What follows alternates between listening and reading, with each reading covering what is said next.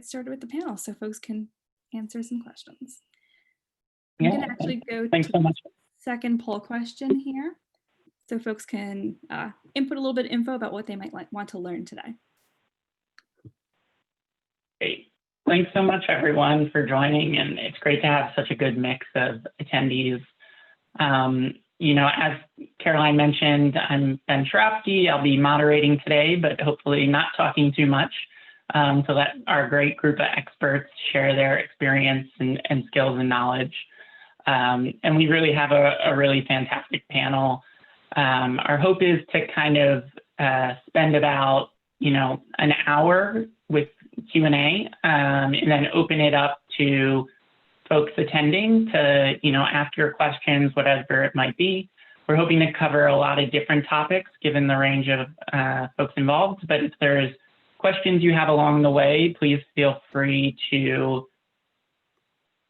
ask them in the chat box. And am I still there in audio? You are. Yes, we can still hear you. Okay. That's good, because I think my house just decided now would be a good time to lose internet. All right, well, we're going to go with audio then. So great. So I'm going to introduce each panelist, and then we're going to jump into, you know, open questions for the group. So with that, I first want to introduce Van. Van is the founder of Pen Druid Brewing. And Van, I have a specific kind of question for you based on some of our preliminary conversations.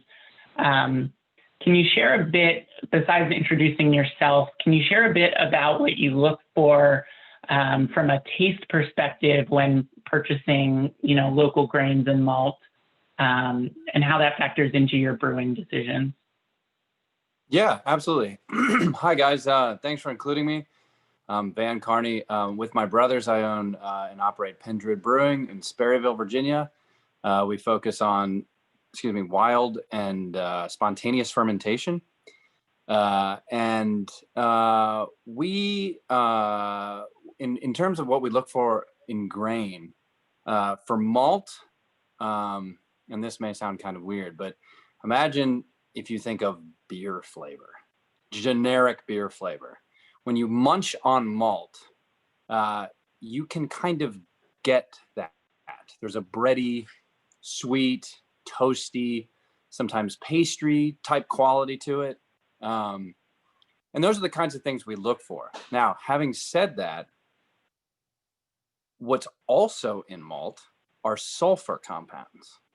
And those sulfur compounds can taste like parsnips, carrots, popcorn, a bunch of things. So in terms of malt, what we look for is sort of a clean approach to what the generic idea of what beer could taste like. When we use raw grain, raw wheat, that's a little different because it's raw, and wheat acts a little different than barley. And I should have prefaced that by saying that when I meant malt, I was talking about barley malt, principally, which is, for us at least, the principal ingredient in our beer. Yeah, so that's kind of what we look for, is sort of a clean malt that will allow us to let our spontaneous fermentation or wild yeast do a lot of its own, I guess you could say, flavor production. That's great.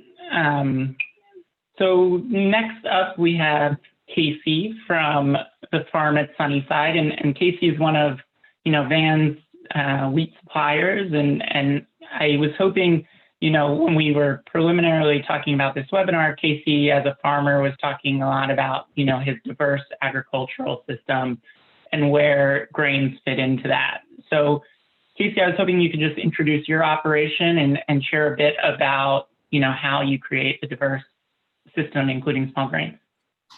Sure, yeah. Hey, everyone. Happy to be on the panel. And yeah, so my name's Casey Gustavaro, and I manage with my wife, Stacy Carlberg, the farm at Sunnyside in Rappahannock County, which is, yeah, just down the road from Penn Druid, where Van and his brothers are, about 10 miles away or less. And we are definitely, I'm definitely more of a produce farmer. We have a certified organic operation that we manage, and we grow veggies on about 15 acres intermixed with cover crops. On any given year, it's probably, you know, more on the 10 to 12 acre range of actual vegetable growing. And then we have about a 12-acre orchard of organic apples and Asian pears and blackberries. So that's definitely primarily where we get most of our income. I'm used to making, you know, grossing on the vegetable side of things. That's where we make most of our money, and we're, you know, generally grossing $35,000-$40,000 an acre. Very not super intensive production, but relatively intensive, very diverse. We grow about 60 different types of vegetables and hundreds of different varieties. And I'm really passionate about soil health, and you know, I feel like that's the best way that we keep our crops disease-free and pest-free, is really paying attention to soil. We make our own compost on the farm, and we grow a lot of cover crops. And so that's kind of how I, you know, made the leap of growing some small grains, is that we grow a lot of cover crops already. And a lot of those cover crops are grains: wheat, barley, rye, in the summertime, millet, sorghum, and intersperse, you know, lots of legumes within those as well. And so we were already growing wheat. We'd become good friend. My wife and I had become good friends with the brothers at Penn Druid, and, you know, over a few beers, just kind of talking about, oh, well, it would be cool to have some of our organic grain, or, you know, we're already growing wheat. Van does this spontaneous brew in the wintertime that raw wheat is an important component of. Doesn't take kind of any malting process, so it's kind of the simplest one to get into. And since we were already growing wheat, but often just tilling it into the soil as a cover crop, we thought, well, why don't we try to actually harvest some of that and see what happens? And so that was about 4 years ago. There's, you know, we live in a pretty agricultural community, with, you know, lots of long-term generational farmers. And we had heard that an old combine that had been in the community, you know, since the 70s or so, was coming up for sale. Or we knew someone who makes hay for us that we use in our vegetable patches as mulch. He was selling a combine that he had tried. You know, he'd grown wheat for like 2 years and didn't want to do that anymore. And so we bought it for not too much. It's just a simple pull behind International 82 combine. Really old, lots of parts that potentially break, but we've been pretty lucky. We've had a few hiccups here and there. But yeah, kind of just getting into the grain. And we, you know, each year we're growing, maybe, you know, actually harvesting wheat off of maybe 3 to 4 acres. All of our plots are in these little quarter-acre plots. So we're not set up for grain production by any means, but it's definitely a small scale, kind of interspersed within our veggies, making sure that we're doing effective rotation. We've started, you know, we've harvested some of the wheat and are selling it to the guys at Penn Druid.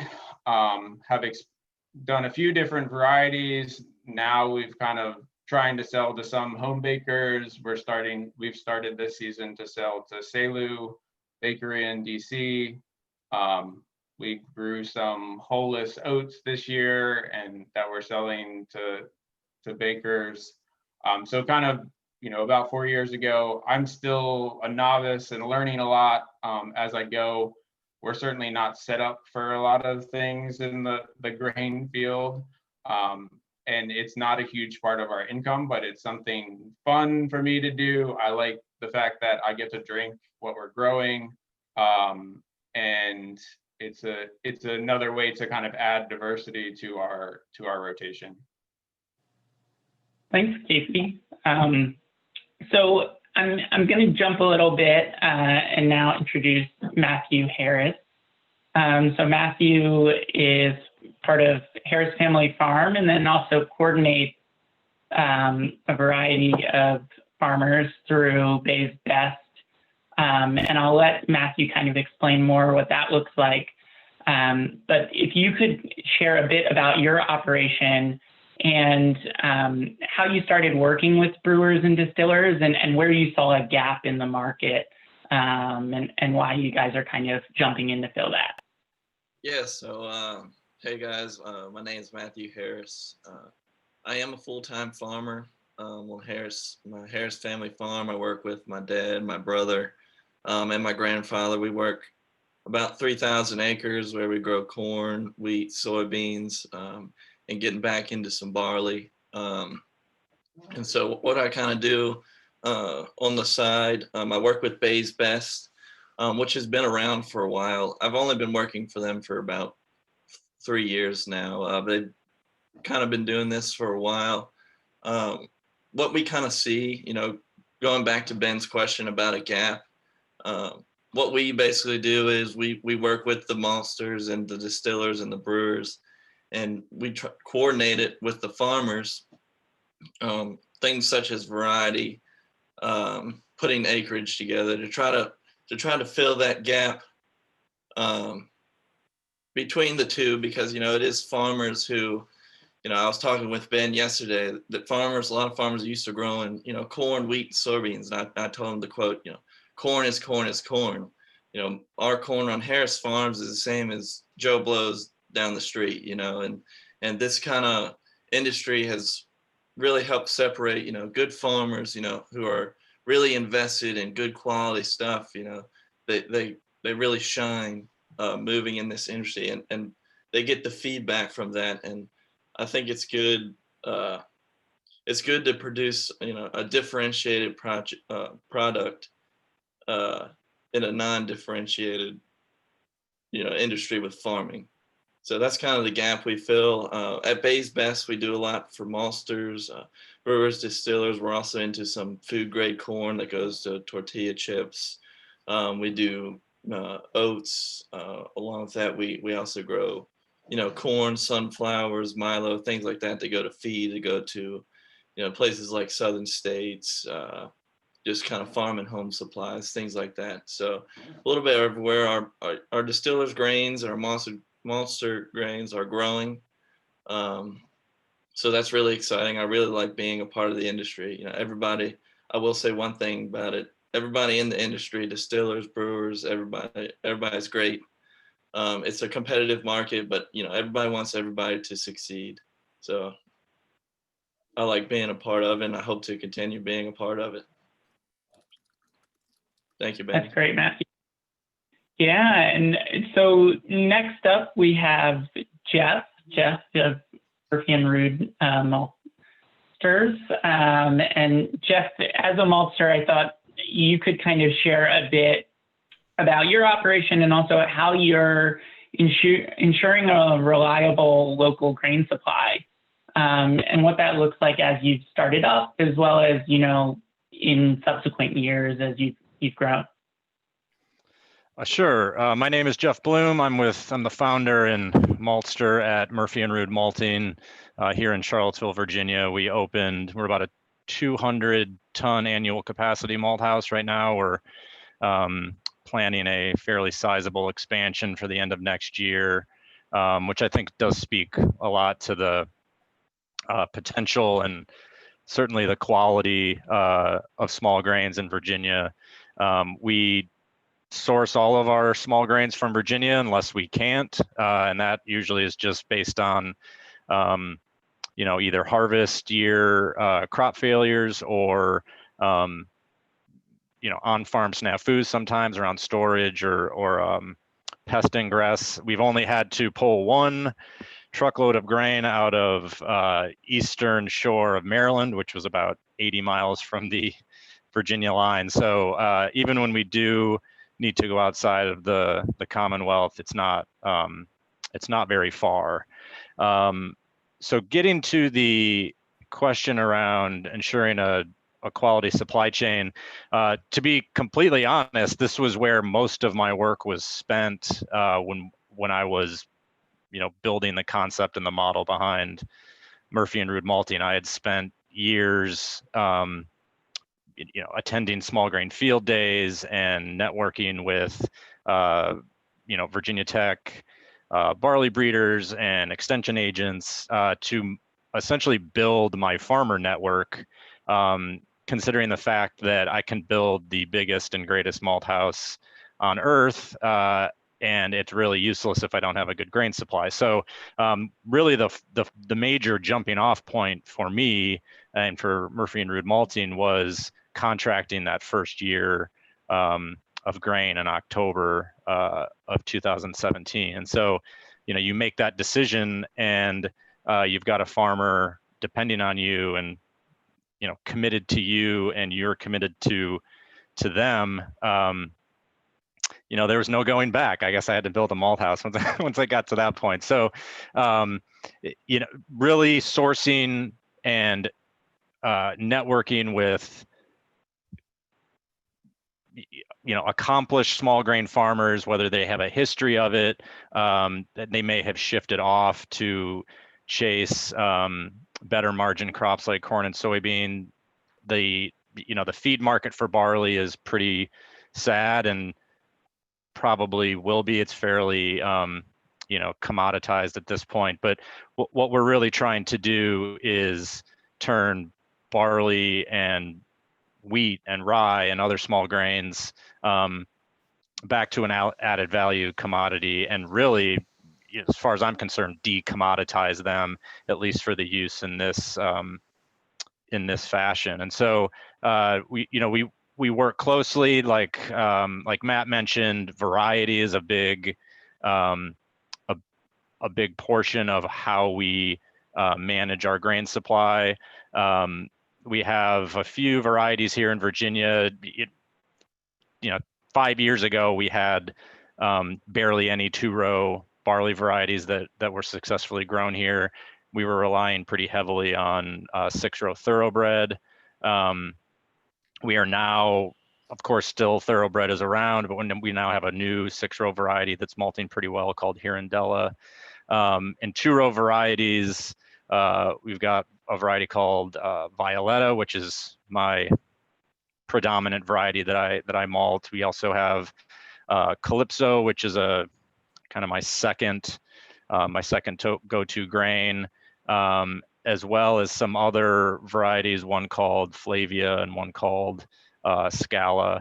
So, there are options. Each variety kind of has its own personality. And so we really do work with farmers closely around what variety is best for their farm and their infrastructure, and matching abilities with resources is a big part of the puzzle. Seed sourcing, bin storage, cleaning, pest management, bagging and loading onto trucks to arrive at our malt house. And so there are these small little pieces that many folks I believe think they can just put it in the ground and grow it and then harvest it, and then it kind of takes over from there. And frankly, the harvest to getting it to the malt house is one of the hardest pieces to connect. I'm sure John will have some input there. We work pretty closely with Wheatland Spring, and that can also be, it can be a very much a coordination and logistics intense portion of the year. So really, that is how we manage our quality supply chain. Is really starts in the farm, and then managing all the pieces between the farm and us. Thanks, Jeff. That's great. And that's a great segue to John, our last panelist to introduce. John is the founder of Wheatland Spring, which, really makes sense to end the introductions on, as you know, the topic today is from grain to glass, and Wheatland Springs is really, you know, representing that as both a farm and a brew house. So, you know, when we were prepping for the webinar, you talked a lot, John, about, you know, the planning that goes into that. And I think Jeff kind of just shared a bit about that. And I'm hoping you can kind of, you know, share your operation and then elaborate more on the levels of planning that go into, you know, how you operate as a business. Sure, of course. First off, thanks very much for including me.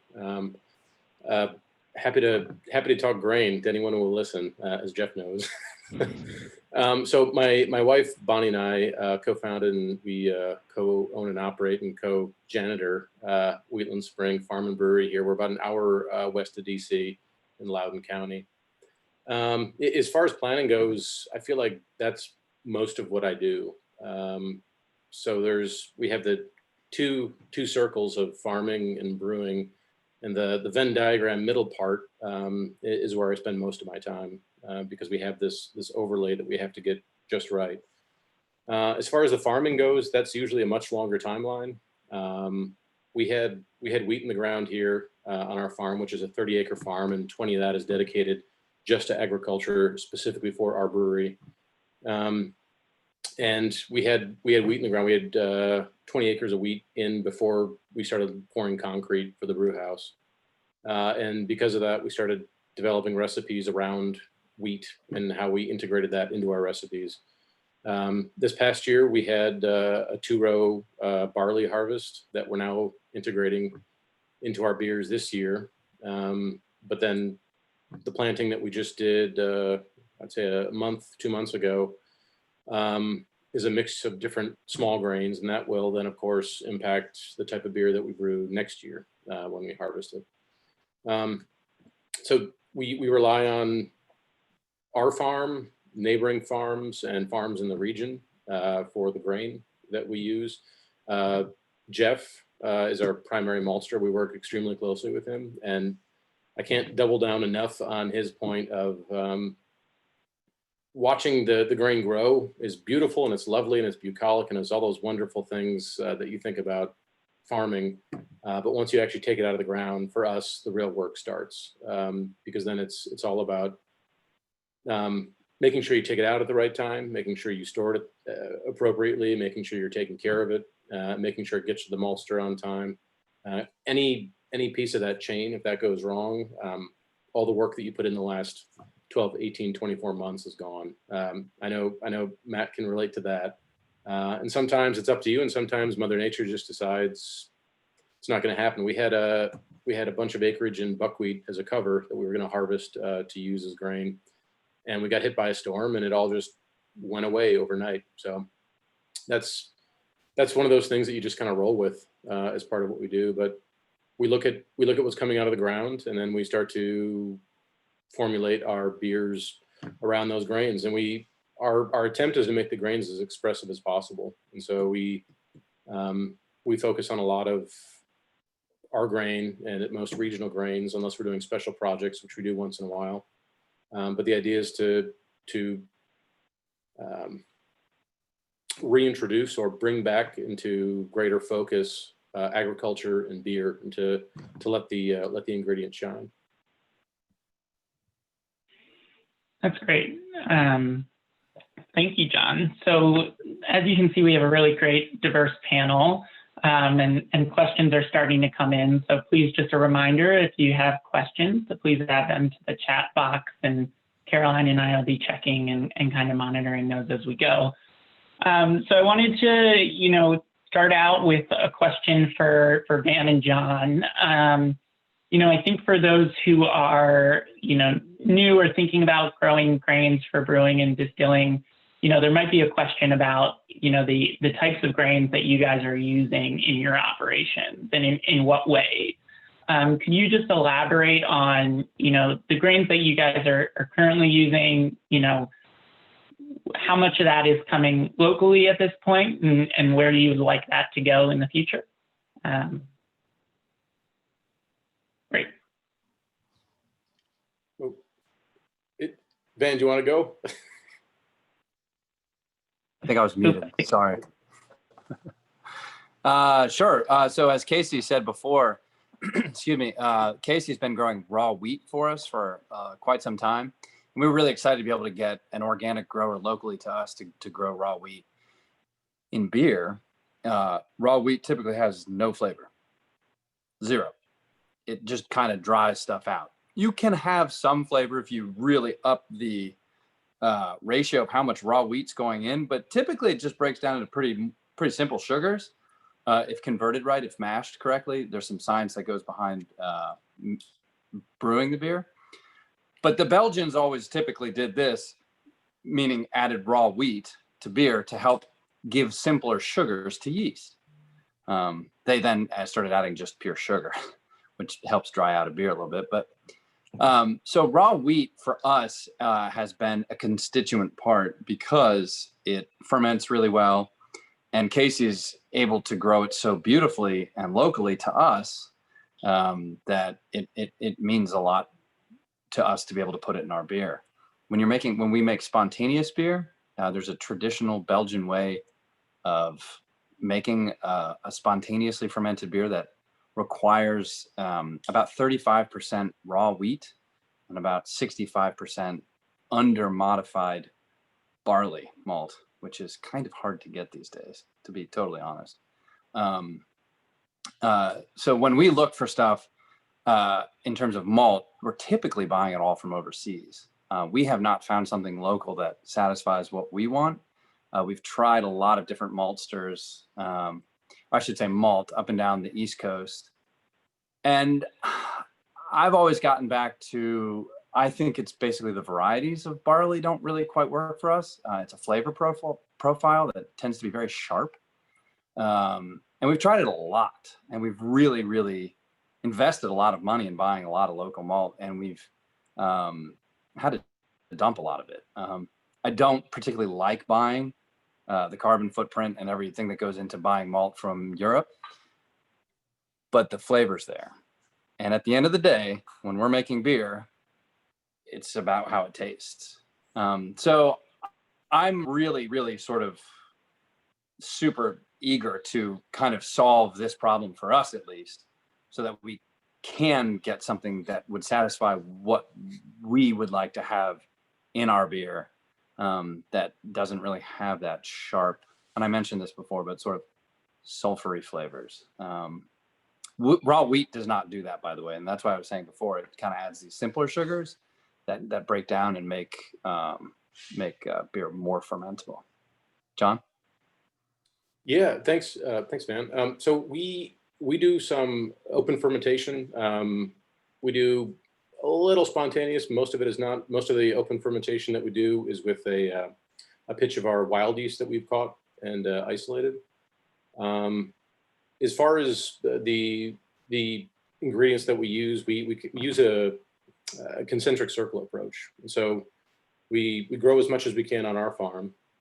And then when we can't satisfy what we need, we look further out, and then we keep looking out until we get what we can find. And for us, the vast majority of our beers are all regional grain or Virginia grain or from our farm. And so actually on every bottle and every can that we put out, we list the percentage of grains and where they're from, either our farm, estate, Virginia, or regional. So for us, for the type of beer that we make, we've had great luck finding exceptional quality in Virginia, North Carolina, Pennsylvania grains. We work with two maltsters exclusively, almost exclusively, Jeff at Murphy and Rood and Sebastian at Epiphany. And we've had excellent luck. And for us, I totally agree with Van when it comes down to it. The beer has to be exceptional. Otherwise, no one's going to buy it, and what does it matter? It's all just an academic exercise then. So for us, it's about quality grain, and we find that the freshest, best grains that we can have access to, we either grow or we know the farms where they're from, and we have really, really close relationships with our maltsters. We consider them extensions of our team. So for us, it's about understanding the entire value chain that goes into the beer. So for us, it's almost exclusively everything is regional grain. Great. And following up to that, Jeff and Matthew, I was wondering if you could share a bit more for folks who are maybe new to this work, some of the differences between 2 and 6 row barley and how that translates into both the production side as well as the malting side in terms of and the flavor profile. Maybe we'll start with Jeff. Jeff, if you want to touch on maybe the quality of it, then I'll try to talk from it from a production standpoint. Sure. So I guess getting to Ben's question around the difference between 2 and 6 row barley, that's mainly just a description, descriptor of how the kernels grow on the head. If you look at a head of 6 row barley, there are essentially 3 alternating rows of heads or kernels that grow on each head. So 3 times 2 being 6 is where you get the 6 row moniker. 2 row barley, 4 of those 6 kernels are essentially non-pollinating glooms that are you essentially see on a head of 2 row 4 little nodules that would have been kernels were the genetics there, but they in fact just grow a single row of kernels on each side, on 2 sides of the head, and there you get 2 row. The primary difference being, for at least we can stick to kind of the brewing, malting and brewing side of things here, because of the additional kernels on each head of 6 row barley, typically those kernels are smaller. They have less room to grow and fill out. 2 row barley, there's much more room and much more energy spent filling fewer kernels per head. And so, that will translate into yield differences. 6 row barley does get, I wouldn't call it necessarily like significantly more. I mean, the number is higher, but you're also looking at a slightly lower test weight. And so, they end up kind of equaling out most likely from a selling perspective. In the malting and brewing world, particularly brewing, the knock of 6 row has always been the fact that it is it's lower test weight and it is a lower starch to protein ratio, and so your protein is essentially higher than it is in 2 row. To be completely honest, and I look at this every day of my life, and I literally watch grass grow for a living. It's really not a discernible difference. Your beer is not going to be any more hazy using 6 row versus 2 row if it is malted adequately. The primary difference is that enzymes are proteins, and so the higher protein content in barley yields a higher enzymatic package for the brewer to use in the brew house, which those enzymes are used to, they're cultivated in the malt house and then they're preserved for the brewer. And then when added to hot water in the brew house, those enzymes convert convert starches to simple and fermentable sugars. And so the 6 row barleys are typically used in high adjunct brewing. The Bud and Miller Lite that you drink primarily use 6 row barleys, or at least historically did, because they were being relied on to convert all of the rice and corn, unmalted rice and corn that was used to produce the high gravity wort that those brewers would then dilute down to what you are drinking in your can of Bud Light. So, it's more of a usage thing. 6 row, we have firsthand seen the, sexiness of 6 rows actually coming back. I think oftentimes brewers were taught that 2 rows are the only grain to brew with because of an extract perspective. There's more starch against the protein ratio, and so there's more potential extract from that grain. That being said, the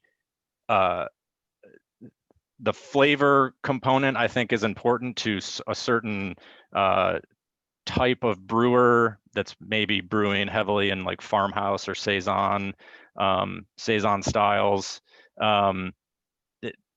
So not everybody's using it, but we malt a small amount of 6-row every year. We search for the best harvests throughout the state, and we're 2 years in a row here we're able to pull in really high quality 6-row barley, and it moves just as fast as the 2-row. So there's not necessarily a knock against either one. There is a preference for 2-row for brewers, and that's certainly what we malt predominantly in the malt house.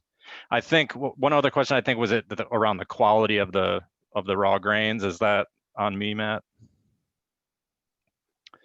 Okay, so in terms of raw grain quality, so we obviously contract with our farmers each year to more or less secure our raw grain supply chain. Every year we have one harvest that essentially gets us through the entire year for malting. The value added component of malting quality small grains is the fact that it is harder to meet a malting spec, which is why we, particularly in barley, focus on very specific varieties that have been bred for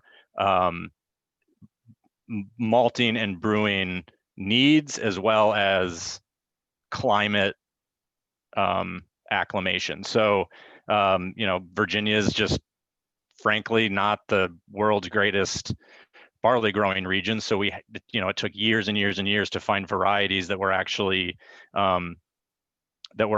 acclimated to our wet, hot climate. And so, once we found those varieties, it was more about figuring out which ones gave the best of those high spec standards. So there's 3 main components of a harvested raw grain that are a pass fail for malting. So everything else being equal, if you don't have these 3, you don't have anything.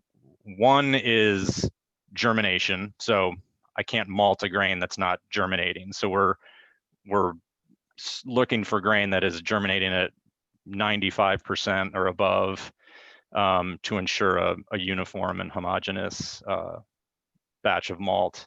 The other 2 are very much Mother Nature dependent. One is pre-harvest sprout damage, which is essentially if you have a lot of rain before harvest, that grain thinks that it should be growing, and so it starts to release some of its primary enzyme used in brewing and essentially malts itself in the field before it's ever harvested, leaving really nothing for me to be able to cultivate for the brewer in the malt house.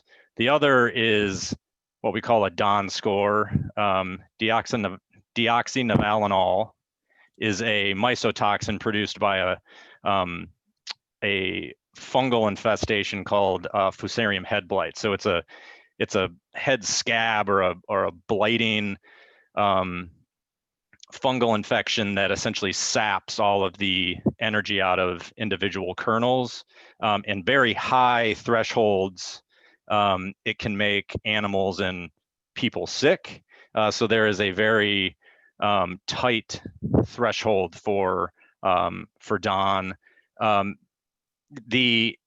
Primarily in the brewing world, you never really need to be concerned about getting sick from a beer that's produced with high DON barley. It's diluted to the point where it would never really get to that level.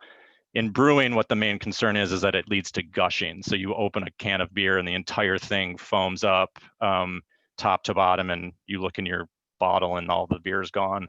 That is typically led from a DON infection. It can also be confused with secondary fermentation in this world of adding fruit purees to finished beer and then forgetting to let it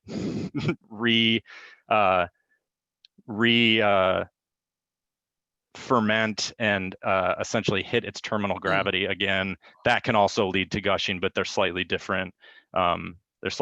Different situations. So those three things: germination, pre-sprout damage, and dawn, are pass fails. So if we don't have all three of those in line, there's really no option for us to use it. The other things being protein content. We usually are looking between 9.5% and 11.5% protein. We can go higher. Lower's tougher because, again, enzymes are proteins. If we have too low a protein barley, we actually don't get a lot of the starch conversion, and we don't have a lot of the free amino nitrogen nutrition for the yeast and brewing. So there's considerations there. For me as a maltster, test weight's a big deal. If I can't provide a filled out barley kernel in the form of malt to a brewer, they're losing brew house extract and their efficiency in beer production goes down. And so if we have a year with very thin kernels, that can oftentimes lead to grain rejections.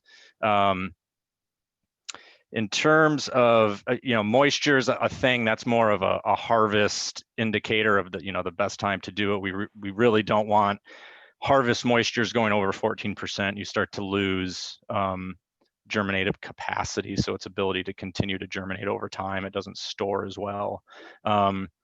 And beyond that, those are the primary things we're looking at. But as you can tell, these are much more specs that you need to hit in a very small window than you would typically need to hit for feed barley that you're sending to the local grain elevator. And so I pay for that. I pay for the fact that there's a lot more time and energy around soil prep and planting time and nitrogen applications and fungicide applications if growing non-organically. So the dollar per bushel rate is much higher than it would be on feed barley. So the premium is there. The frustration over difficult growing years is also there. So it's a trade-off that really needs to be considered in getting into this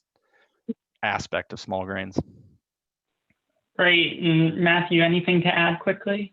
Yeah, just something real quick. I know, Ben, we have a lot of questions to answer, but just touching on problems we see with weather and off years. Like this year, we had a very good harvest on barley this year. Our test weight was very good. We grew a lot of Violetta. We grew about 150 to 200 acres of that. And when harvesting, we got about 125 acres out. That night we had a tenth of rain. That's all it was, a quick shower. And I was talking with my dad. I said, I think we should separate this in our tanks just in case. And we did, and we sent it away. And the stuff that was pre-rain, it actually came back at 53 pounds per bushel test weight. And then that one shower, that tenth of rain the next day, just right down the road from it, had dropped 3 pounds per bushel down to 50. So, even one more rain after that, if it's not, another couple bushels, we're down below the standard. And that's when people like Jeff, get on me a little bit about my low test weight. But yeah, it's just, it is frustrating that, you see you can do everything absolutely right. And then when it comes around to harvest, just a couple rain showers can mess with, like you said, the pre-sprout damage, and then it can just kill test weight. But anyway, Ben, you like to move on to another question? Yeah, absolutely.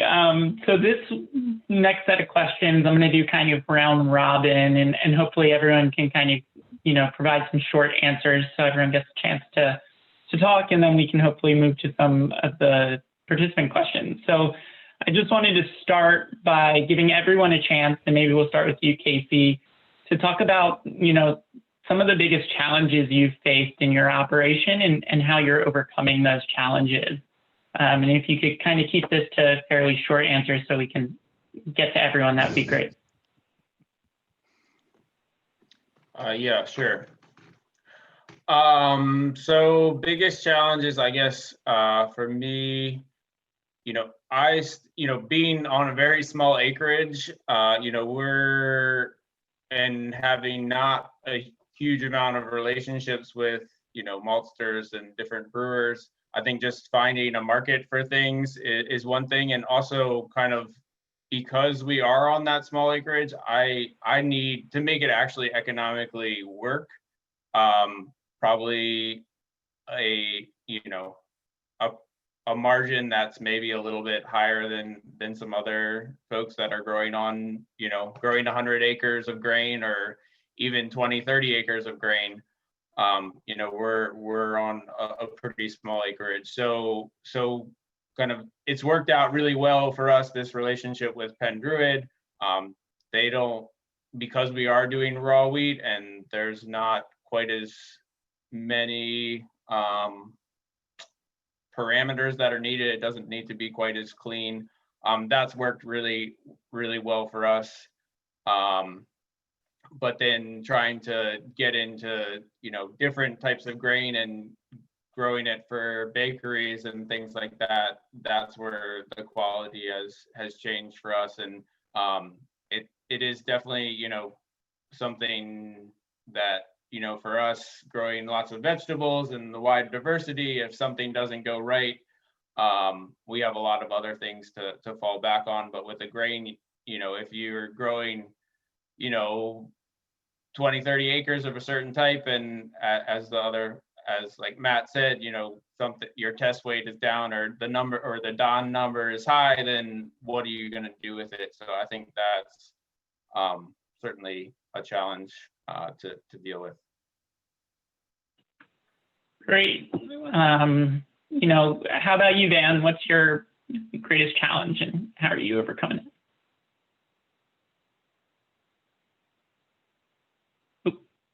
I think Van is muted, so maybe let's jump to John and then we'll go back to Van. Sure. Greatest challenge, I guess, looking specifically at the farming, I guess there's a couple, but one that jumps out is trying to prioritize all the different logistics on a small scale as we ramp up, because it'd be great to have a pile of money to get all the things that we need to have, but it's trying to figure out how to do everything that Jeff and I have been talking about and Matt's been talking about with the harvesting and the cleaning and the storage and maintaining moisture levels and doing all these extra things on an insanely small scale. So for us, we'll take out however many tons of grain, we put them in super sacks, and then it's up to us to manage those on an extraordinarily small scale, which is challenging. We're getting more of the logistics and more of the infrastructure in place here at the farm, but certainly as we get going, it's a huge challenge. With the grain itself, the challenge is also a huge opportunity. So if we're looking at what to put in the ground, typically I'll use wheat as an example. When we were looking at wheat the first year, most of the wheat grown in the world is made for baking, some kind of bread or pastry or some other kind of thing. It's not made for beer necessarily. And so beer has used it over the years because that's what's available. But then you accept the protein levels and you accept all the other parameters that are typically ideal for other purposes that aren't necessarily best for brewing. And so we get the opportunity to go pick the grains that we want for our beer to create the flavor profiles and the characteristics that we're looking for in our beer. That's great, but it also is pretty challenging finding those, because if you're looking for wheat cultivars that are 2% of the wheat stock, the seed stock in the world, it's not very easy finding those. And then you have to make sure that they work in our growing climate. So it's a great opportunity, like I said, but that's also a huge challenge, is finding the right grain that's going to grow here. And we're doing a lot of experimentation. We've only been around for a couple of years, and so for a year and a half, we've been growing grains for 2 or 3 years. But there's a lot of trial and error, trying to figure out what in our microclimate grows best, that also yields us the flavor profiles that we're trying to achieve in the beer. Great. Van, how about you? I think for us, when speaking about barley, I think that it's really a flavor thing. So you have these huge hurdles you have to get over. Namely, you have to get barley to grow. Then you have to get it to grow in the parameters that Jeff spoke to and John spoke to. And then for us, it's got to taste good. For us, like the varieties that he mentioned before, Violetta and Calypso, those are getting there. But for us, they still have this carrot family quality to it that we just can't quite use. And I just wanted to touch really quickly on what Jeff said before, that it's true. There's a stigma against, for some reason, 6-row barley, but some of the best local malt that we've tried has been 6-row, which has been great. And like Jeff said, it's comes in this huge, enzyme packet, and it's really powerful. But again, for us, it really just boils down to that last part, which is, what does it taste like? That's great. Jeff, what are some challenges and how are you overcoming them? One of my biggest challenges, I would say, from a growing side of things is the art of contracting. So we don't want to, of course, like I mentioned, we have one harvest to get all of our grain for the year. That's not just barley, it's wheat and rye, oats, corn. It's that list is growing, but there's of course we want to contract enough for the year. We usually plan on crop failures or lower yields just because Mother Nature can be like that. So we don't want to under contract by only contracting exactly what we need, because if some fails, we are short, but then we don't want to over contract and leave ourselves with essentially more grain than we can handle because the crop failures we were planning on never happened. So it's actually a huge pickle for me. I don't know what the arithmetic is around it. It's usually a gut feeling. I think in the end, the spot market is a savior for me. The spot market did not exist 2 years ago. There is the value in, we're beginning to rely a little bit more on organizations like Bay's Best Feed that are essentially grain terminals that have farm networks that the farmers have a market for it, and then the terminal, like a Bay's Best, is then takes on the business side of moving that grain, which I know Matt has. It's also the same difficulties there on that side, but it has opened up a little bit of a spot market for us, that if we have an unexpected failure or a shortage or a snafu, we can run and try to grab some that wasn't necessarily contracted for, but isn't of high quality and available to us. Great. Last but not least, Matt.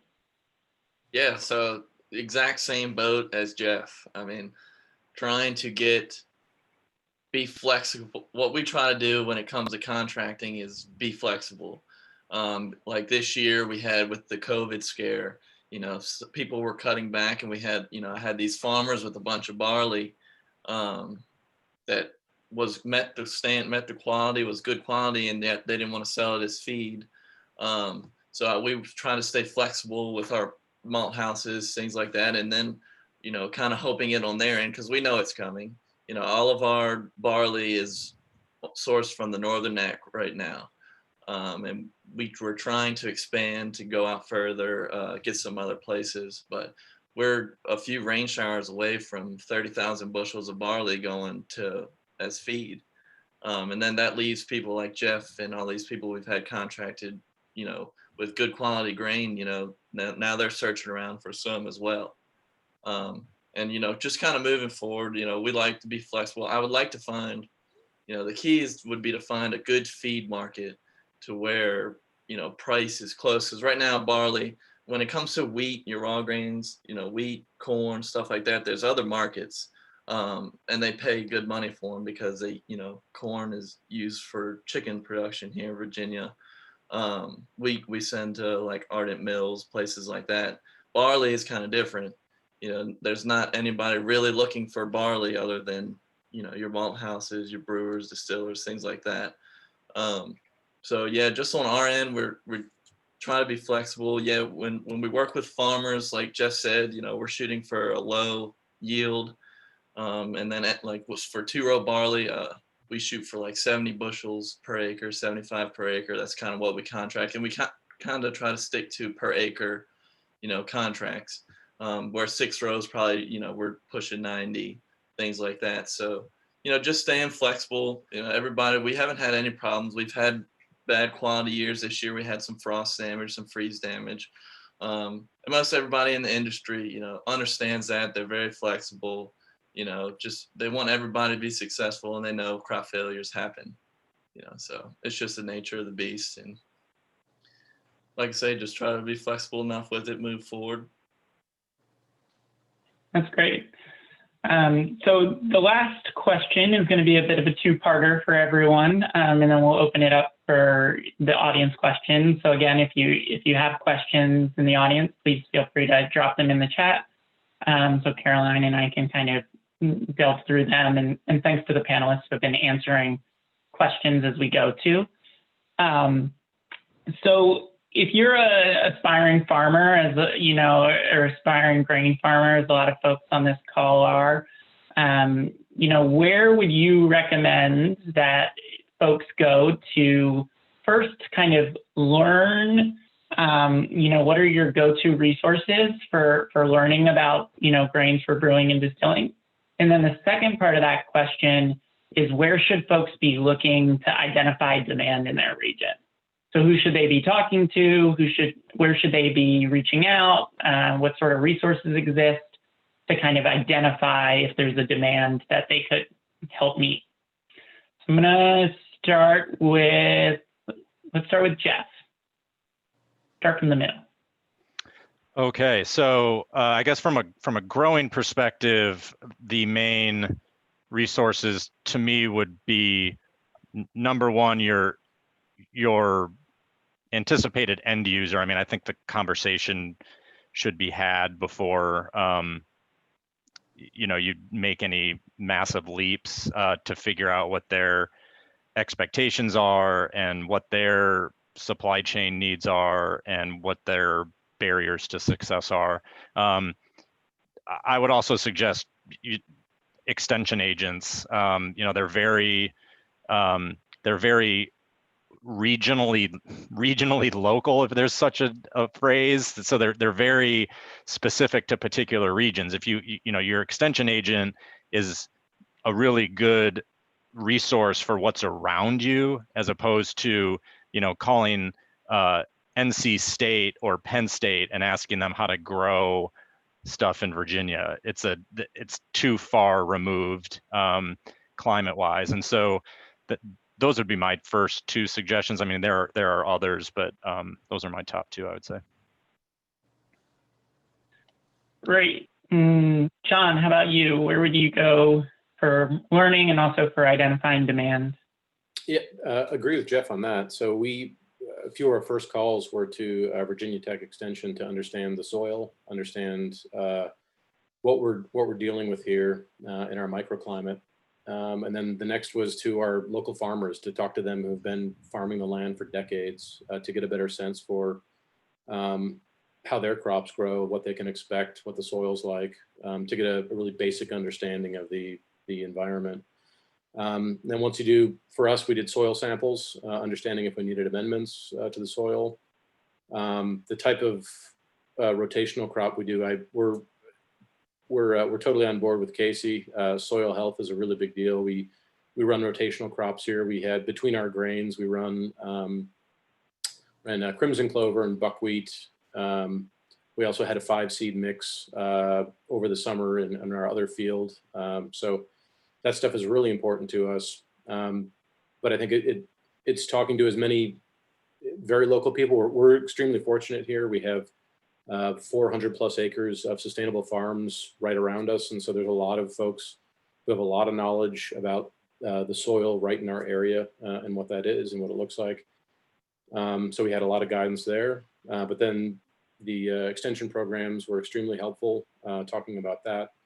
And then your maltster is your next direct contact in the supply chain. And so understanding what the maltster would find most valuable, because the maltster is talking to all the breweries, understanding where the demand is, and the maltster can offer a lot of guidance on that. And I think that's a huge value add that the maltster offers, is this this position right in the middle of these two spaces. One is the brewery, which is primarily customer facing, and the maltster, which is more business facing on each side, whether it's a farmer or a brewery. But they're a great nexus, and they have a lot of information you can see. And Jeff is a prime example of that. He can see kind of both worlds. He understands what's going on from the farm all the way to the customers drinking the beer. And I think that's why Jeff's able to execute such high quality grain and malt time after time, because he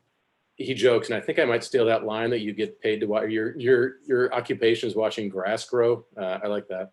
But I think that's, Jeff is so immersed in the entire supply chain that he has a really good sense of what's going on, and it enables him to tell the future a little bit, understand where the market's going, understand what breweries are interested in, and then he can turn around and give farmers a call and say, hey, think about this for your next winter crop, because I'm definitely interested in this, and I know breweries will be. And so he's in a great spot to do that.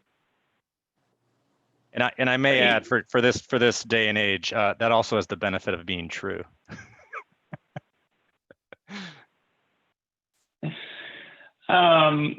So Casey, you're up. Where did you go to learn? What do you do to identify demand? Where do you recommend others go?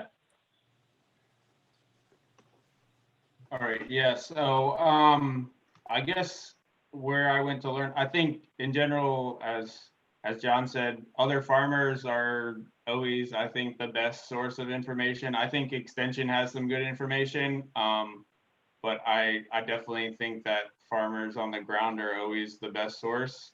And I think through the Common Grain Alliance, there is a good network that has formed over the past few years. And I really do think that, some of the talks or the meetings and some of the sessions that are being done is a great chance to learn from other farmers who have been doing this for a while in this region. So, again, we don't, we grow some grain for Penn Druid. We haven't worked with a lot of other we haven't worked with any other brewers. So I'm not sure I'm the best person to talk about that. But if you want that's worked really well for us to work directly with a brewery and, have a very close relationship with them and just, work it that way in terms of marketing. But I do think, the farm network is definitely the best way to learn things. There is one book, and, going from, an organic standpoint, as we do, there is a good resource called the Organic Grain Grower. That's a really good book for people just getting into grain growing on a small scale. And I've definitely used that resource. But also, as John said, I think it is really important to pay attention to soil health. And, that's going to just improve the quality of the grain that you're producing, whether it be for distilling or brewing or bakeries. We don't apply any kind of nitrogen fertilizer to any of our crops. Really, we rely on cover crops to fix nitrogen. We have an extensive rotation, and we don't, in general, have too much disease and pest pressure in the field. There are issues. I'm not saying that it's all fun and games if you pay attention to the soil, that everything's going to work out just fine, because there's certainly weather issues that can happen, and pests there are certainly pest issues, especially on the post-harvest side of things. So yeah, but in terms of the marketing, I do think, you know, if you are on a larger scale, then it seems like reaching out to maltsters is the best avenue to go down. Great. Matthew, anything to add on? Yeah, no, I Yeah. just found the same thing. Farmers, we grow some barley as well, and we worked with our extension agent, Virginia Tech, specifically with timing of nitrogen applications and relating to protein content, and that was a very good source. They had some really good people that helped us out there. Kind of on the demand side, yes, I've talked to maltsters and brewers. Same with the grower side. They're very smart when it comes to on the agronomy side of it. When you call one of them, if they don't know it, they know somebody who will. But yeah, on the demand side, I would just, be cautious. Make sure there is another, you have a feed barley demand. If you're growing the malting barley and you're trying to ramp up production, just make sure you have another option.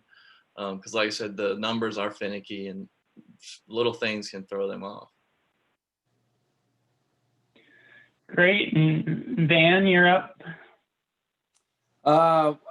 Considering we just purchased the grain, I would just echo what everybody else has said. I mean, it's been wonderful working with Casey directly to produce something. Soil health to us, we are a farm brewery and a farm winery. We produce cider, we've got an orchard and stuff. Soil health for us is huge. I mean, we think it's the sort of the basis of, I don't know, continuing forward on this planet, really.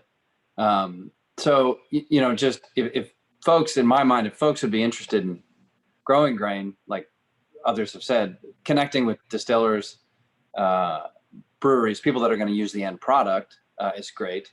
And then connecting with people like Jeff, who can malt it for them, is also great. And then I think that there's a larger conversation that can happen, which is get a beer or wherever your grain is going to go, try those products, sit down, talk to people, have blind taste tests, have sensory panels. This is what this stuff is doing. I mean, at the beginning, it can be just a commodity that's making money.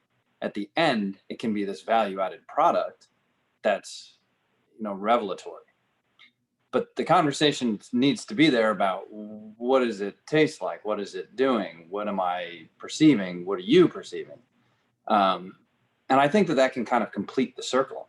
At least the places that I've been that have impacted me the most, malt houses in Czech Republic and places where they're malting landrace species of barley is pretty cool. I mean, it's a tradition that we have in America as well. But like Jeff said, just trying to get barley to grow in Virginia is tough. And I think we'll get there. I really do, at least for us, in terms of our end goal, which is to have something that works for us. But again, just having that larger conversation of, hey, what does this taste like is pretty cool thing to do, especially if you're drinking beer or eating bread or pizza. Little did Van know, he, teed up our first listener question pretty well. So thanks for that. So I want to, you kind of, feel free to jump in, panelists, as you see fit. The first question was just, from one of our attendees wanting to know how soil type and soil health affects grain quality and ultimately, the brewing and distilling end product. So maybe we'll start with you, Van, on that, and others can add. At least for us, I think that soil health means overall health. I think for us, it means a regenerative system that can work sustainably and can work economically.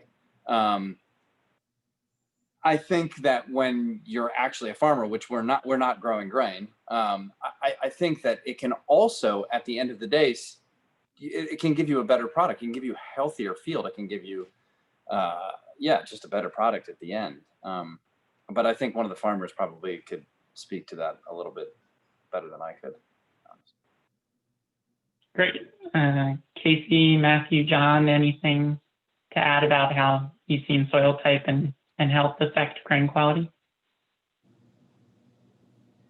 Sure. I'll go back to something that Matthew said before, talking about nitrogen and how that can impact something like protein in the grain. And so I think when you grow it like we do for our own purposes, there's a bunch of different levers we can start to pull, and we're learning what those are and what we have available to us. But it creates a whole nother set of opportunities for us to impact the flavor attributes of the grain itself.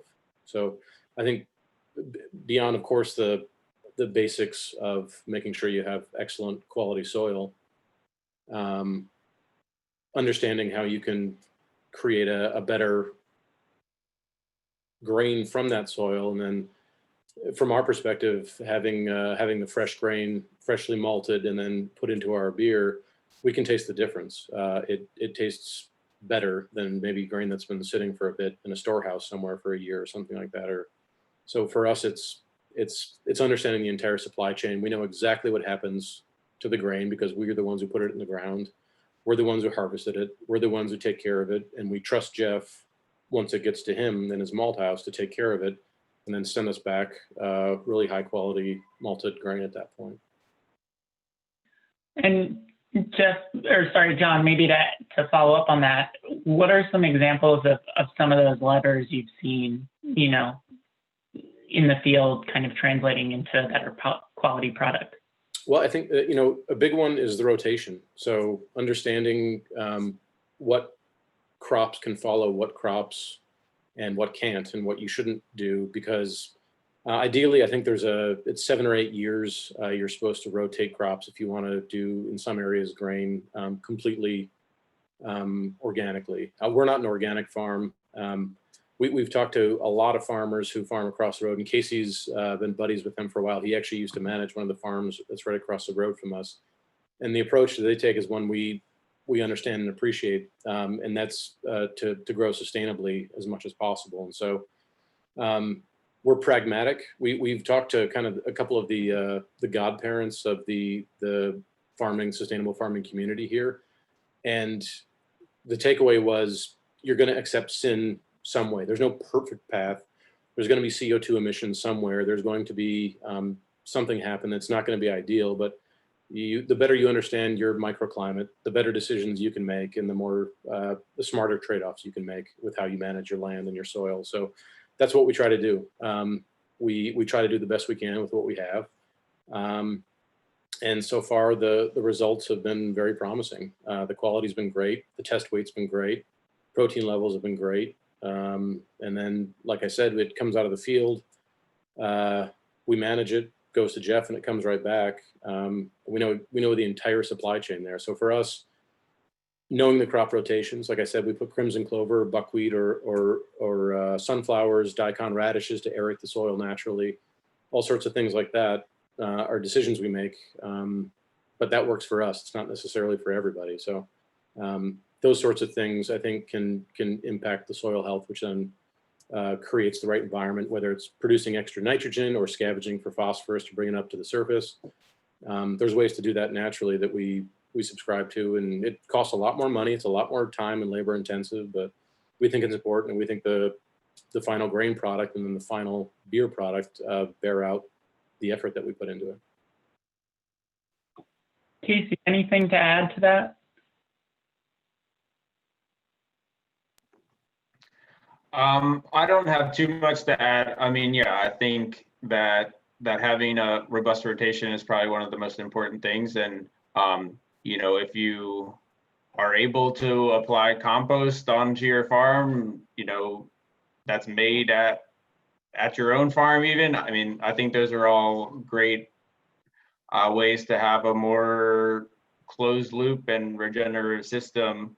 And I think that the grain quality, anything that you grow on your farm, whether it be grain or vegetables or fruit, if you're paying attention to soil health, it will be healthier for you, and it will be more nutrient dense, and it will repel diseases and pests, because the way that I think about plants is the way that I think about our own immune system, is just that if we're eating the right things and getting all the minerals that we need, that we're going to be more immune to getting sick.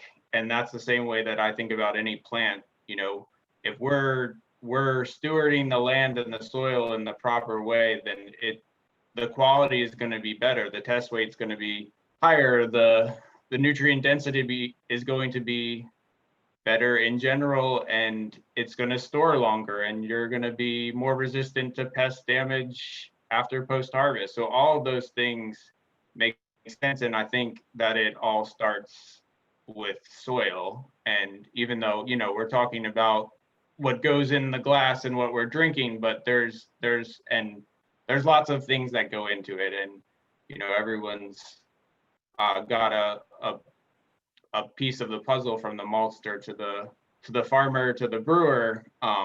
But at the end of the day, beer and other forms of alcohol are an agricultural product. And if we manage soil in a proper manner, you know, that makes a big difference. So I do think that at the end of the day, that is the most important thing. And just a quick follow-up question that came in. Are any of the farmers on this call, or maybe it's anyone you know, composting spent grains to then return to the soil?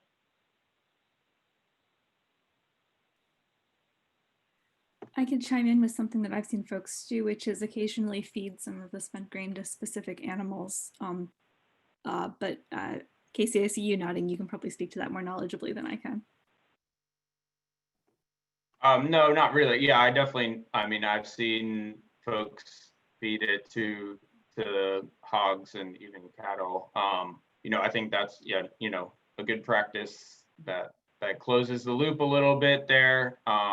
We do not compost any spent grain, but I think we could certainly throw it in our pile. We make about 150 tons of compost a year, and get most of the materials from off the farm to make that compost.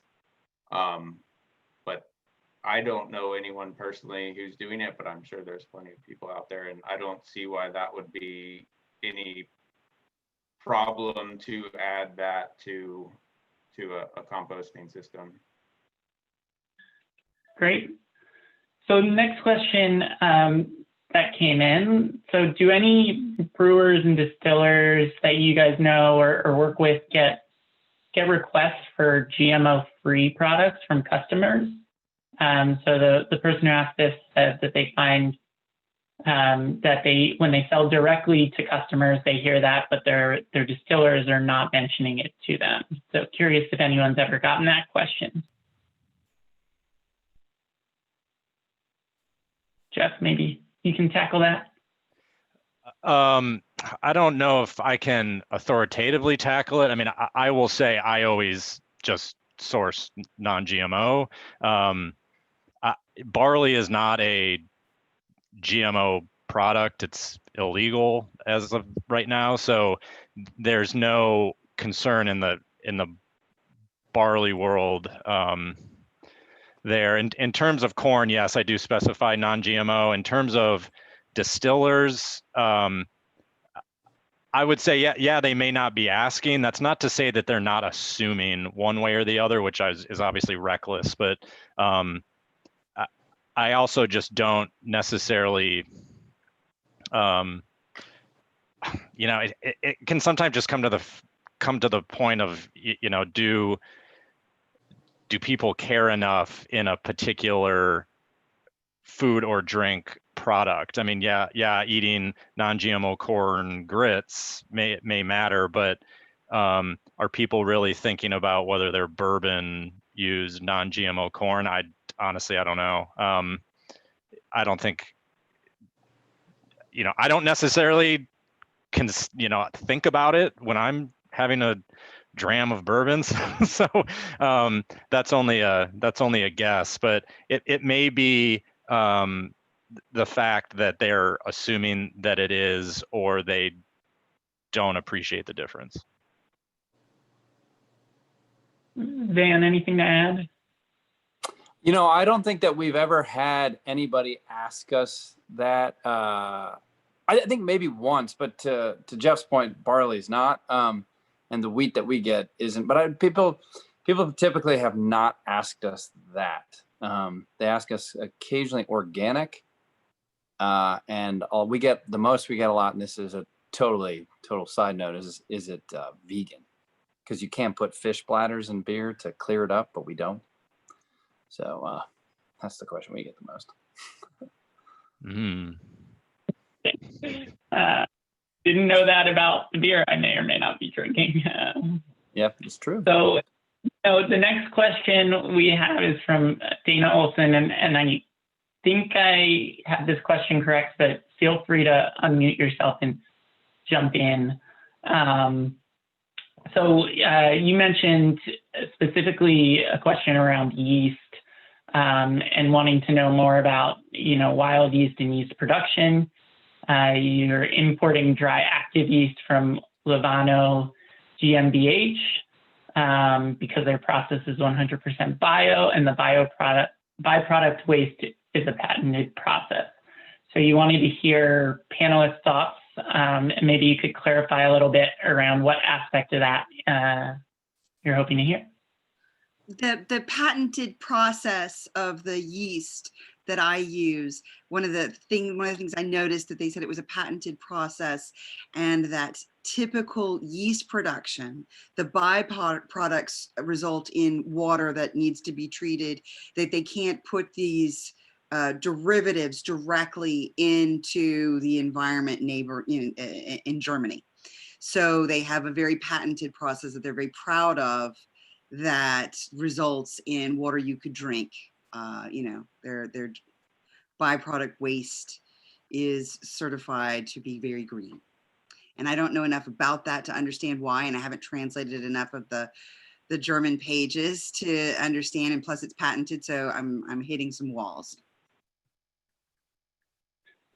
So I don't know if John or Van, you guys have any thoughts around that? Basically, so what this yeast is doing, it's cleaning up water? What is it doing? The yeast, the production of the yeast is patented.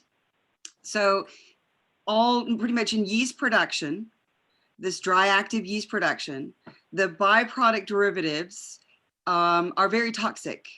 And they have a patented process whereby the water that they're using can go into the neighboring environment and farms and river streams, water streams.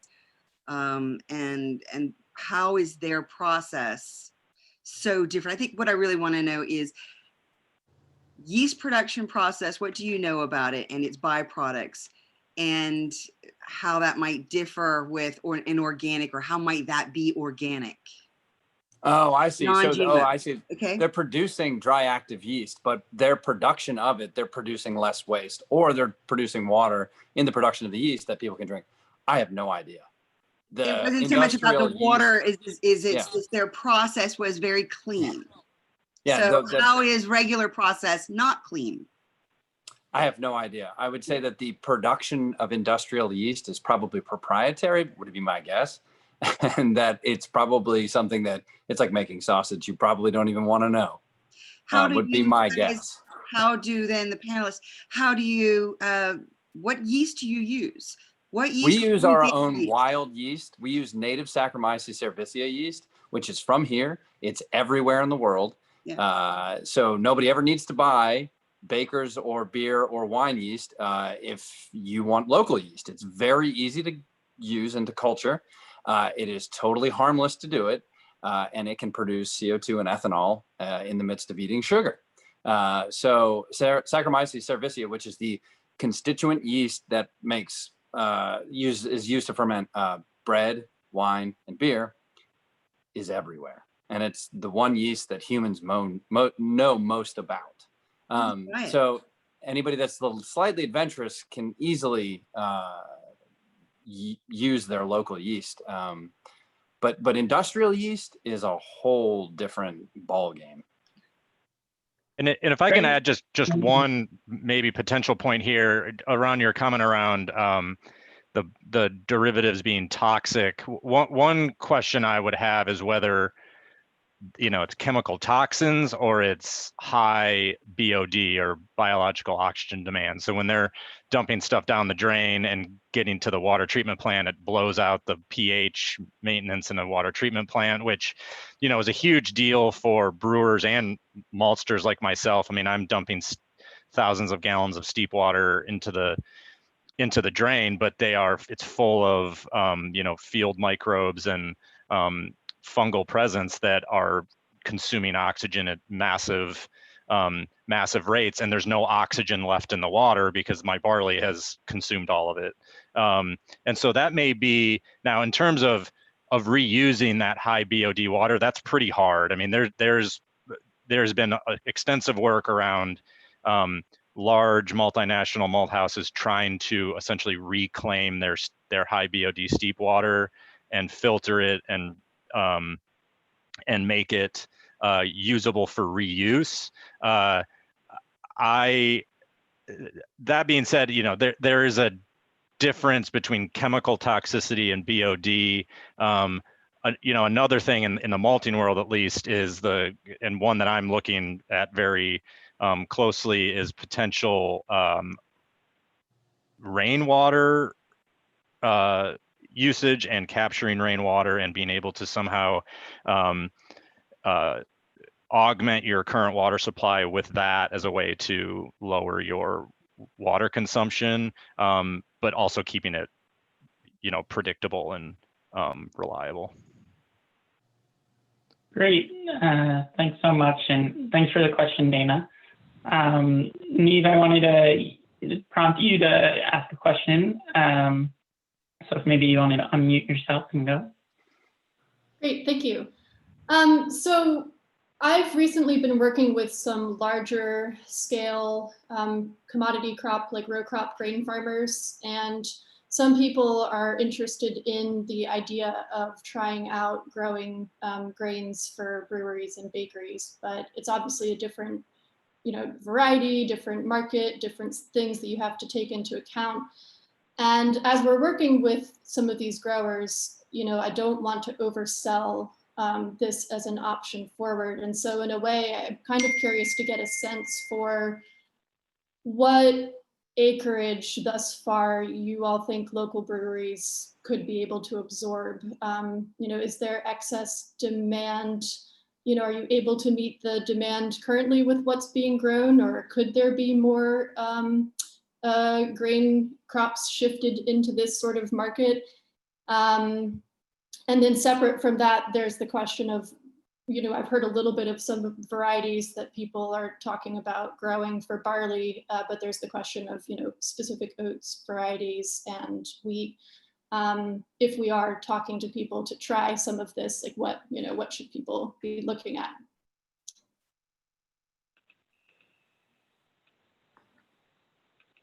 And so I guess I think that maybe Jeff, John, and Matthew probably would be good people to speak to this.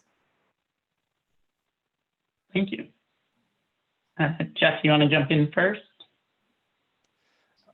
Sure. I'll try to keep this short. It's kind of it's a somewhat complex question to answer, not because your question's complicated. It's more that it's there's a lot of pieces to it. So getting to the acreage amount, I tend to, as a malting company, I try to source my grain in full truckload amounts. One of the biggest limitations for me right now is trying to move from super sack and bulk sack incoming grain format to bulk bin reception of grain, so that a farmer would be able to essentially, drive his truck over off the combine, move it into our bin, and then I take care of the cleaning and storage. It's frankly less risk for me if I can control that stuff. So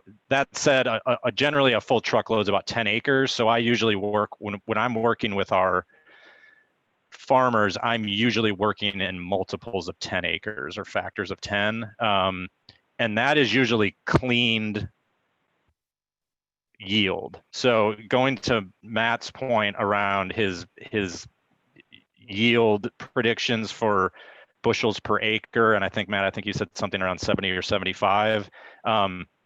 That's not usually and certainly correct me if I'm wrong, Matt, typically malting quality grains have a higher yield per acre than that. It's that once you clean that grain and deliver it to a malt house like mine, your yield has gone down. You've cleaned out a lot of, excess stuff, which is going to bring your actual clean bushel yield down a bit. So yeah, I mean, when my calculations, I calculate for 65 bushels per acre cleaned. And so that is, that's one component. I think in terms of the varieties, for oats, I mean, we focus mostly on streaker hullus oats for rolling, as well as hulled oats, a variety called Brooks. There's a new one, I believe. Actually, I believe there's a new hullus variety called AC Gel. It's got they bred out some of the trichomes that make it so miserable to work with post-harvest and less itchy and things like that. So those are the main varieties there. Things like hybrid rye are kind of a thing. I don't really see the high cost of seed to be a downstream value. Things like Brazetto, Abruzzi rye. We could. I mean, there's quite a variety of rye choices there. Wheat, we don't focus really on varieties. We're mainly focusing on types of wheat, whether it's soft or hard or red or white, and then primarily whatever grows best and can really just meet a relatively solid protein standpoint. I mean, I'm okay. I prefer lower protein wheat because it's more extract. Mills, on the other hand, like higher protein for bread making. And the other consideration there is just the pre-sprout damage and falling numbers, which would matter both to me and a mill. But I'm not sure if I fully answered that question. No, that was great. Yeah, I really appreciate that. Matthew and John, anything else? Yeah, no, I mean, just like you said, Jeff touched on, that's kind of a hard question to kind of feel for, because, we don't work with all the breweries. We don't work with all the distilleries. It's kind of a hard question for me to answer. But yes, going back to his acreage numbers, yeah, we typically see, 2 row barleys are 80 bushels, maybe a little higher, 6 row around 100. But yeah, like you said, if Jeff were to call me and say, hey, I need 1,000 bushels next year, number one, I need to plan for 1,200 just because we clean off, like I said, every 10 super sacks, we're cleaning off one, just a lot of times less than that, sometimes more than that, but yeah, it's just kind of a hard question. I think it's a very good question. I mean, based for somebody who really works with all the breweries, all the distilleries, I'm just not there to be able to speak to that if we have enough or if there's more room. I think from my perspective as a producer and end product producer, I think there's been for some time now growing awareness, growing interest, and I think the demand is starting to pick up. I defer to Jeff on and other craft maltsters around the U.S. to really understand what those numbers look like on a month-to-month basis, but certainly with the folks we connect with, there's additional conversations about sourcing small grains locally, not for the novelty of them being local, but because of the higher quality and the premium quality that you can get with those grains, because they touch fewer hands. There's a smaller CO2 footprint. You actually know who your maltster is. You know who your farmer is. You trust these people that they're going to care for the main ingredient in your beer, aside from water, that's grain. And so we look at it similarly to maybe how vintners look at their main ingredient, grapes. For us, it's extremely important to understand where the grain comes from.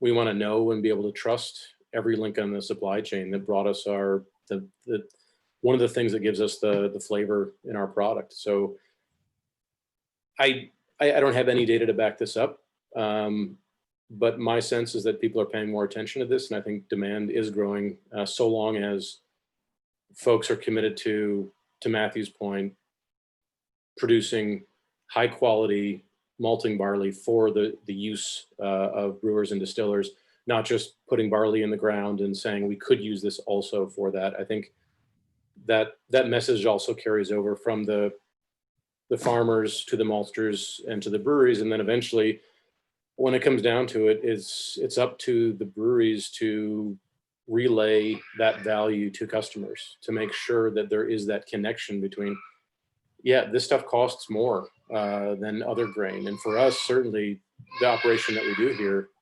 costs more than a lot of other places because we've dedicated the acreage to it. So the job is ours to make sure that we can convey that value proposition to our customers and say, hey, this is the journey that the grain went on, and here's the end product. And they're the ultimate judge of whether or not that makes sense in the economic cycle. But so far, it's been borne out. So I think long-winded answer to your very short question, my sense is that there's a growing market for high quality, purposefully grown grain for brewing. And if I can add just I'm sorry, go ahead. Well, I guess just, that as like a quick follow-up, one of the reasons why this is coming up right now is that as grain farmers are focusing on soil health and regenerative agriculture, it's wanting to add more rotations in, add more grains into their rotation, have more variety, so that their, different soil microbial life is being fed throughout the year, just more diversity in rotations in general. And so there's this possible opportunity of having a market for these grains that's sort of prompting this question. But then there's also the other piece of not wanting to push out the little guys, right? So people who don't want to go large with their grain operations, making sure that there's space, and we can't solve that now, but just wanting to acknowledge that there's still, or there's the question of how do we make sure, what would be the role for small grain growers that choose to stay small in this whole scenario?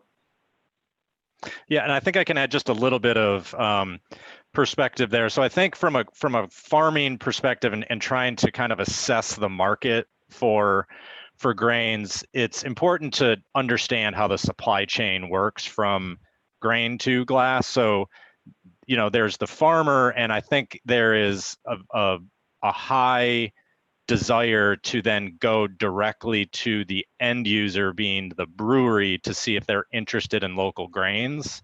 But you just have to understand that the vast majority of the grain that they are using is malted.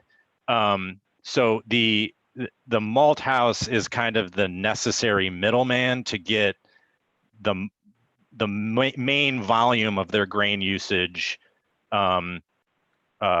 taken care of. Now, getting to your question around the ability to stay small and not have to turn this into some 50 or 100 acre effort.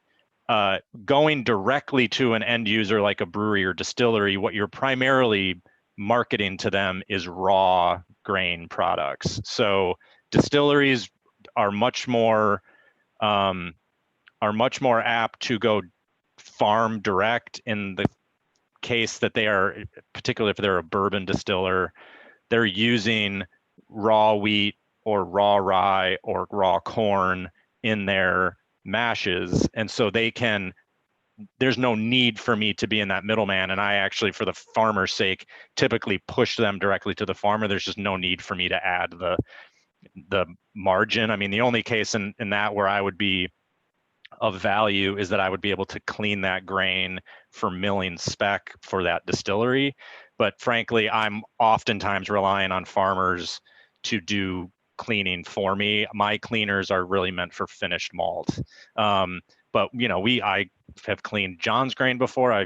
We do it in smaller amounts. So when you are looking to stay small, but then also move these crop rotation, lower acreage harvests, you should be looking at raw grain end users. If you are looking to get into higher volume, maybe 10, 20, 50 acre lots, then you are looking at a malt house in the case that, honestly, I don't want to take, 3 bags. It's a huge pain in the butt. I got to relearn it. I got to learn how it germinates and steeps or steeps and germinates and kilns and what its enzyme packages and at the end of all that. So it's very hard. I get into a kind of like a cadence with grain lots that make sourcing, just a couple bags here or there difficult. So if you kind of think of the market in that way, you can kind of cater to your customer. That's an incredibly helpful distinction. Yeah, thank you. Mhm. Great. And so in our last few minutes, I just wanted to open it up to any other questions from the audience that if you want, you can feel free to unmute yourself and share your question. Great. Thank you so much, Ben. And before, just in case anybody does need to jump off a few minutes early, I wanted to share a couple links in the chat box very quickly. We have a post-event survey. It's just a couple questions. It's really quick to fill out, and it's incredibly useful information. It helps us know how we did and also what you want to learn in the future. And so if there's specific programs or lingering questions or something you want to dive more deeply into, please do fill out that survey and include that information there. And then we also have an upcoming webinar from Future Harvest on a resilient and crisis-ready food system. There's a lot more information about that project at the second link. And that's a place for if you've got big ideas about big food system change and you want to dump them in a document.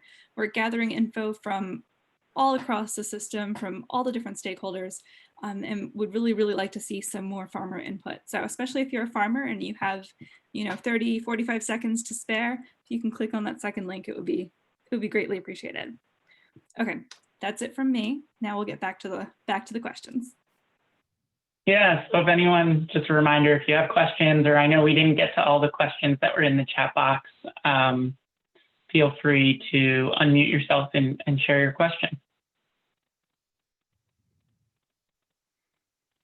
This So is Chris, Van, up in Northern Virginia, Loudoun County. So good to see you, John. Good to see you, Dana. What is missing from the current supply chain, and what are the bottlenecks that we're currently experiencing in this grain to brewer relationship that might make everybody's lives just a little bit easier? grain storage. Sorry to jump in there. No, Jeff's got it. It's everything after the harvest. It's processing, it's storage, it's getting it then to the maltster. It's extremely difficult, especially on a really small scale.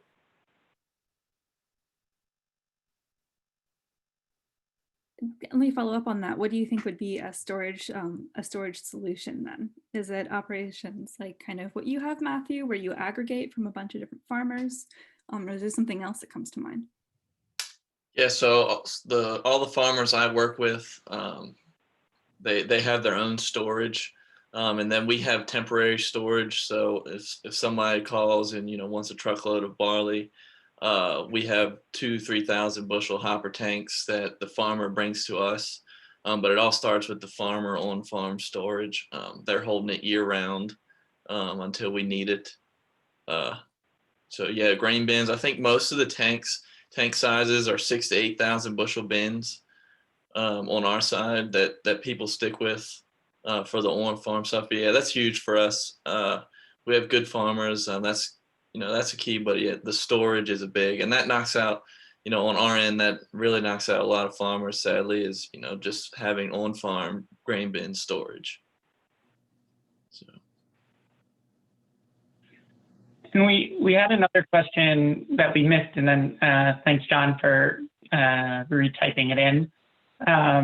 So someone asked around germination standards and meeting those standards. that they struggled with that in the past, and was wondering if folks could share some of their strategies, including related to harvest timing, drying. Are you doing that with air, low heat? Matthew, I know we've talked about that a bit. Yeah. And then maybe some post-harvest storage. Yeah. So I saw the question. It's a good question. Biggest thing when it comes to harvest timing on our end is get it out as soon as possible. Once it gets down, we run a stripper header so we can get in it fairly early. Most time, if it's 14.5% and there's a little bit of rain coming in the forecast, we're getting it, put it in the tank and put the air on it for probably 2 weeks or so, and it'll come down to 13.5%. I wish we could dry it. Quality would go through the roof if we could dry. That's what we do for our wheat. We start harvesting at 20%. And dry it down to 13.5. That's where you get the good falling numbers. But sadly, when it comes to malting, that just doesn't work. I'd like to know, that's kind of a good thing moving forward. If there is a low heat option to be able to dry, I don't know if there is. I'd be too scared to try it, just because I don't want to hurt germ when it comes to that. But harvest timing, yeah, definitely get it out as soon as possible. Just post-harvest storage. Yeah, we put it in if it's 14.5, we get down to 13.5, and then, we try to cool it to about 45 degrees when it comes around to the fall and the winter time. So nothing really too specific when it comes to post-harvest storage afterwards. Anyone else have anything to add? Great. I maybe Go for it.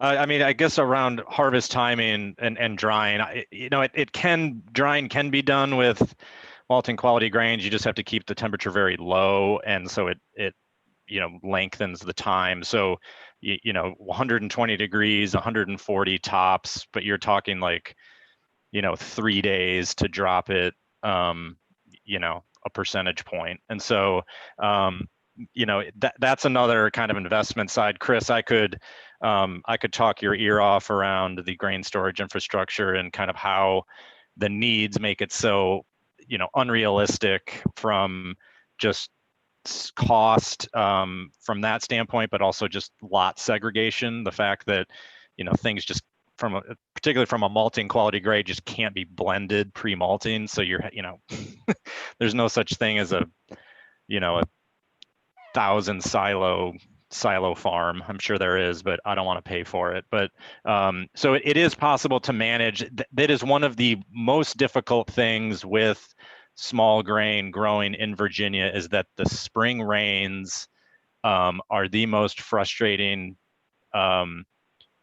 component of our climate as it relates to malting quality grains. You can have such a beautiful field and you can get 2 days of rain at the wrong time and it all goes to the angels. And so that is where the infrastructure need that we don't, it's hard to put on a farmer. This stuff is very, very expensive. It's expensive to run. And it also it's only one piece in a much more diversified operation. So spending that kind of capital for just one crop can be very difficult. That's why, it would be great to have, almost kind of like a hub system where we have terminals kind of all over the place and farmers can drop stuff off. It's completely unrealistic. I get it. But that is one of the struggles, in that if you can get your harvest off early before long rain events, but then continue to help that grain mature in the bin,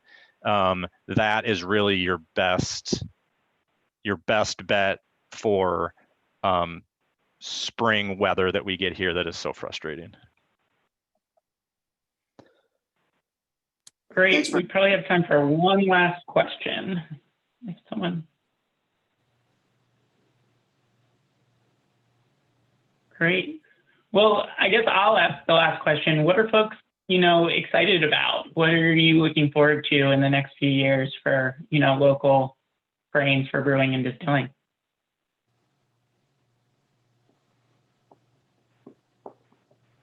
I mean, I can kind of start with that, just being a farmer, we're very detached from a lot of consumers because, you know, our corn touches a lot of hands, and then you end up eating chicken. You know, you don't end up eating corn behind it.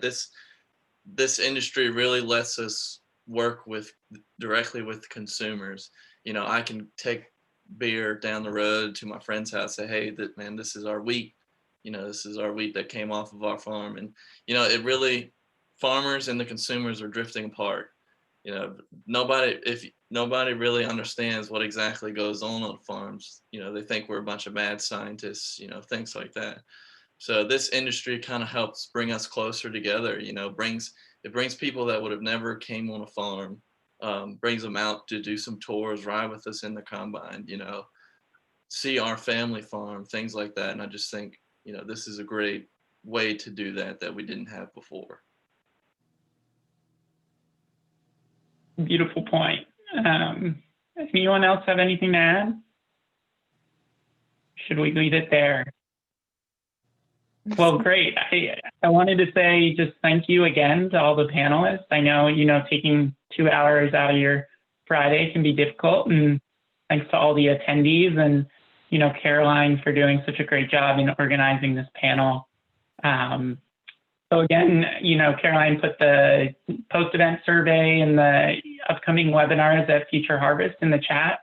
Common Grain Alliance also will have future webinars around farmer education, and maybe there'll be some opportunities to bring our two groups together again for future webinars. So look for that, and thanks for all the time everyone took to participate and ask great questions. Thank you so much, Ben. Thank you guys for moderating. Yeah. And we did put the Common Grain Alliance website in the chat box as well. So please click on that and learn some more if you're not already familiar with CGA. And yeah, just to echo what Ben said, thank you everybody so much for your time and the wonderful conversation. And while everybody's dropping, I think there was a question in from Kevin for Van around what his preference is in spontaneous fermentations, red or white wheat. I'm interested to know, Van, your preference. We've used both to very good effect. Indeed. So they're both good. Thanks, everybody. Yep. Thank you. Yeah, thanks so much, everyone. Thank Thanks, you. panelists. Thanks, everyone. Great conversation.